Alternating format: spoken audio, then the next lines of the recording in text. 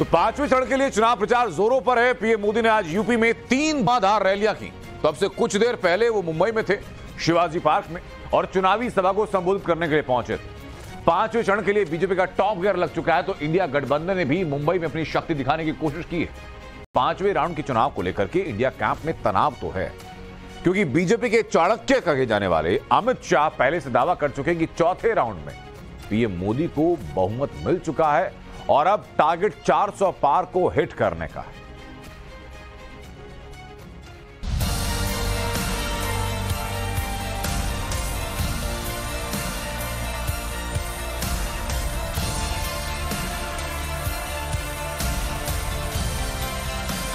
पंजे और साइकिल के सपने टूट गए, खटाखट खटाखट।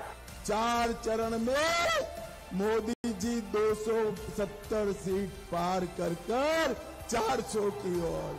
अब आप बताइए, इस उटपटांग खिचड़ी को आप लोग वोट देकर अपना वोट बर्बाद करोगे क्या? पिछले दिनों मुंबई के घाटकोपर में पीएम मोदी की रैली और चुनावी कार्यक्रम ने ऐलान कर दिया था कि महाराष्ट्र की लड़ाई इंडी गठबंधन के लिए केक वॉक तो नहीं होने जा रही। वहीं शुक्रवार को यूपी में पीएम मोदी ने बाराबंकी, फतेहपुर, हमीरपुर में 3 बड़ी रैलियों को संबोधित किया।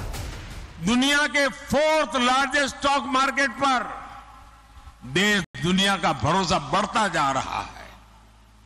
इंडी अगाड़ी वाले जो साजिशें रच रहे हैं, उसका एक मकसद इस भरोसे को भी तोड़ना है।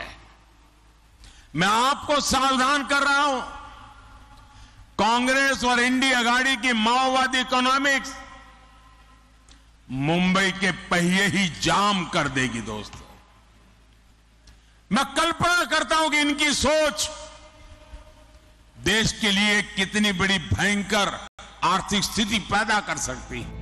गर्मी के 40 पार के पारे में चुनावी पारा हाई है। चुनावी संग्राम पहुंच चुका है 5वें चरण की ओर और 49 सीटों के संग्राम में विजय पताका फहराने के लिए इंडी गठबंधन से लेकर एनडीए तक ने फाइनल मोर्चा संभाल लिया है। तेवर और ताकत दोनों दिखाने की कोशिश है। खासकर इंडी गठबंधन की कोशिश अपनी एकजुटता को बताने और जताने की है, ताकि जनता का भरोसा हासिल किया जा सके।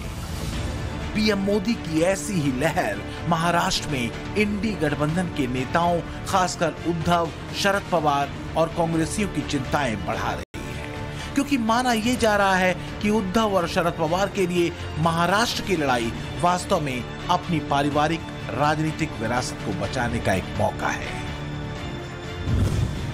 यहां मुकाबला एनडीए बनाम एमवीए के बीच है। 5वें फेज में 13 सीटों का बड़ा दांव है। 2019 में शिवसेना 13 में से 7 सीटें जीती थी। मोदी लहर में बीजेपी 6 सीटों पर विजयी रही। लेकिन इस बार शिवसेना 2 गुटों में बंट चुकी है। अब इसका फायदा उद्धव गुट को मिलेगा या शिंदे गुट को? मुकाबला इसका है। महाराष्ट्र हो या उत्तर प्रदेश या बाकी के 6 और राज्य जहां 5वें फेज में वोटिंग होनी है, बीजेपी पूरी तरह आश्वस्त है।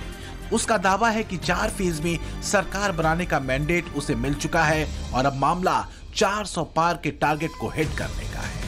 4 चरण में मोदी जी 270 सीट पार कर 400 की ओर जा रहा है। राहुल केला वालों, बताओ मुझे, 400 पार करना है या नहीं करना है?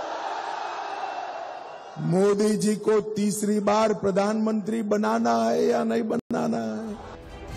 24 का रण अब 5वें चरण में पहुंच चुका है। बीजेपी कॉन्फिडेंट है। जिन 8 राज्यों की 49 सीटों पर चुनाव होना है, वो वास्तव में बीजेपी का अभेद्य दुर्ग मानी जाती है, क्योंकि 8 राज्यों की 49 सीटों में से 2019 में चली मोदी लहर से 32 सीटों पर भगवा परचम लहराया था, जबकि सिर्फ 1 सीट कांग्रेस को मिल पाई थी।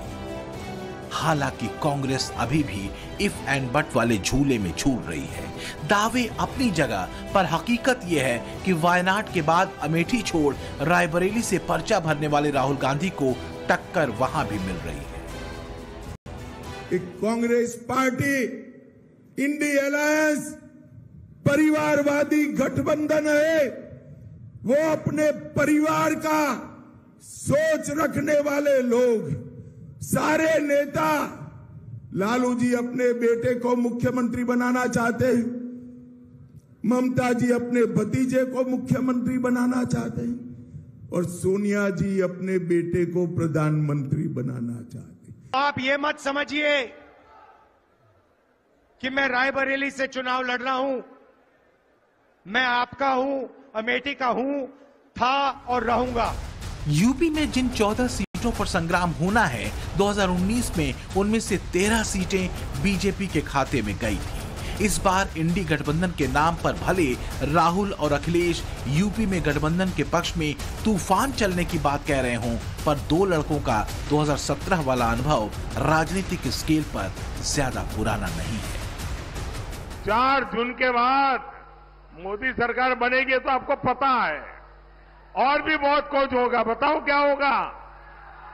बताओ। पराजय के बाद बलि के बकरे को खोजा जाएगा। खटाखट खटाखट।